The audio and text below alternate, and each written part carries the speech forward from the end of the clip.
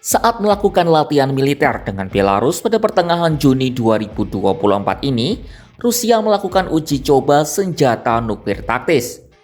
Senjata nuklir taktis yang digunakan dalam latihan tersebut antara lain rudal, artileri, dan roket. Sahabat Kompas.com mungkin beberapa masih asing dengan istilah senjata nuklir taktis. Senjata jenis apa ini? Apa bedanya dengan senjata nuklir pada umumnya? Yuk kita bahas.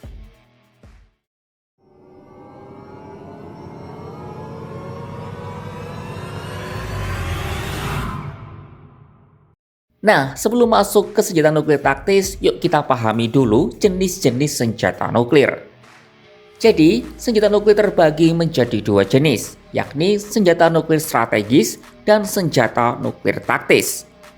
Apa bedanya? Senjata nuklir strategis merupakan persenjataan yang dapat membawa hulu ledak nuklir dalam jarak jauh, bahkan hingga melintasi lautan atau bahkan antar benua. Contoh senjata jenis ini adalah rudal balistik jarak jauh atau ICBM. Senjata nuklir strategis biasanya mendapat pantauan ketat dari negara rival karena dianggap mengancam keamanan mereka.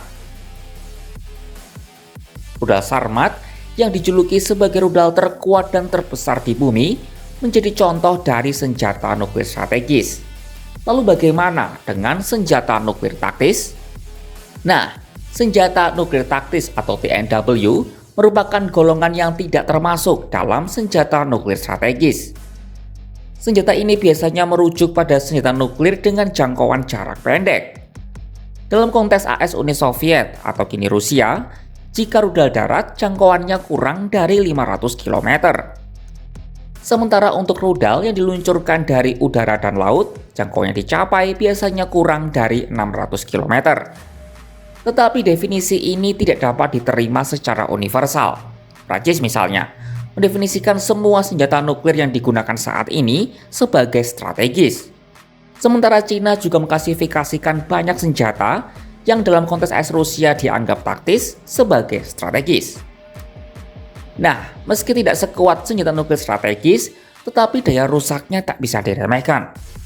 Presiden Rusia Vladimir Putin bahkan menyebut senjata ini punya daya rusak lebih kuat dibandingkan dengan bom atom yang dijatuhkan di Hiroshima dan Nagasaki. Sebagai gambaran, bom atom yang menghancurkan dua kota di Jepang itu berkekuatan 15 kiloton.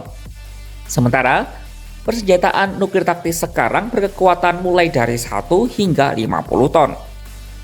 Tetapi senjata ini juga menjadi yang paling jarang diatur dalam traktat atau perjanjian terkait nuklir.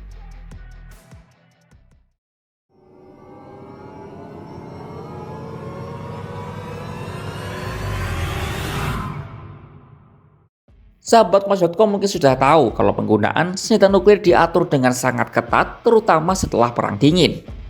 Ada berbagai aturan dan perjanjian yang harus ditaati. Salah satu yang terbaru adalah perjanjian larangan senjata nuklir yang disusun oleh PBB dan disahkan pada tahun 2021 lalu. Masalahnya, senjata nuklir taktis merupakan kategori senjata yang paling sedikit diatur dalam perjanjian pengendalian senjata. Padahal, senjata ini punya persentase yang lumayan besar jika dibandingkan dengan senjata nuklir strategis di seluruh dunia. Bayangkan, senjata ini hanya pernah diatur dalam deklarasi antara ex-presiden Amerika Serikat George Bush dan pemimpin terakhir Uni Soviet Mikhail Gorbachev pada tahun 1991. Tetapi perjanjian itu lebih bersifat informal dan menyebabkan ketidakpastian yang besar terkait implementasi di lapangan. Terlebih, jenis senjata ini dapat lebih berbahaya daripada strategis. Karena dengan ukuran yang kecil dan tidak adanya kunci elektronik pada versi lama, menyebabkan senjata ini rawan dicuri dan disalahgunakan. Sementara itu, cara penggunaan senjata ini yang digunakan langsung di medan peperangan juga menimbulkan masalah. Masalah yang berpotensi muncul adalah psikologis dan operasional. Ketika senjata ini ada di medan perang, maka penggunaan akan diserahkan pada pasukan militer tingkat bawah. Hal ini akan mengakibatkan berkurangnya kendali dari pimpinan politik terhadap senjata itu.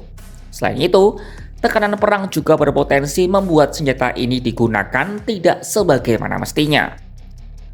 Tetapi dalam beberapa tahun terakhir, sejumlah negara sudah menyerukan pengaturan yang lebih ketat soal senjata nuklir taktis. Adanya perjanjian non-proliferasi nuklir menjadi salah satu harapan soal aturan ini. Akan tetapi, negara-negara seperti Amerika Serikat dan Rusia nampaknya masih setengah hati menaati aturan soal senjata nuklir taktis.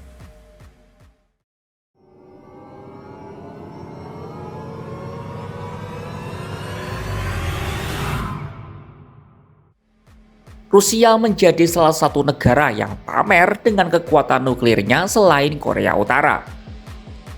Latihan militer bersama antara Rusia dengan Belarus menjadi satu cara Moskwa untuk memperkuat kemampuan nuklirnya. Mengingat Belarus adalah negara yang menerima senjata nuklir Rusia untuk ditempatkan di negara mereka. Latihan itu menjadi kali pertama di mana Rusia mengumumkan latihan yang melibatkan senjata nuklir taktis sel terbuka, meskipun pasukan nuklir strategisnya secara teratur mengadakan latihan. Senjata nuklir taktis meliputi bom udara, meledak untuk rudal jarak pendek dan amunisi artileri, serta dimaksudkan untuk digunakan di medan perang.